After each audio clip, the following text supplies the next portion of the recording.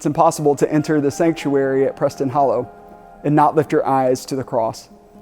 For generations, the cross has brought comfort to our community during times of great celebration and times of suffering and great loss.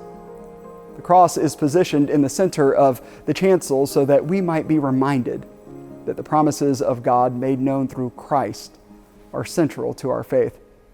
The golden intricacies reflect our Celtic heritage and embody the theology entrusted to us by the Celts.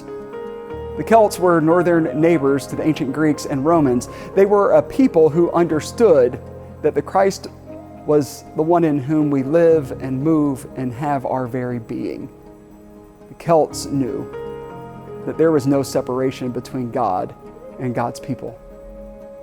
They knew that there was no place that you could go that you would ever be apart from God. For they believed that all of creation reflects that deep and abiding promise. The Celts have given shape to our faith in ways that maybe you know and maybe ways that you don't.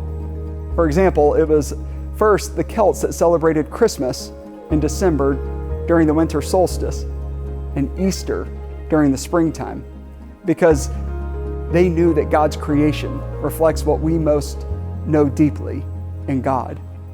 This is but one example of the richness and the depth found in the Celtic tradition.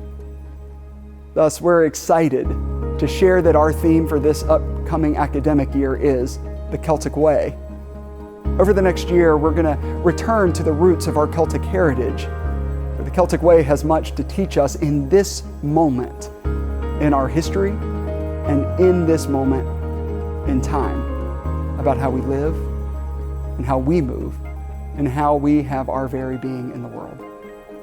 The Celtic Way will inspire us through the beauty of the prayers that they have handed down, and the Celtic Way will challenge us with the expansiveness found in their sense of belonging to the Christ. I want to invite you to journey the Celtic Way this year. For the Celtic Way will reveal the deeper rhythms of Christ who is waiting for us there.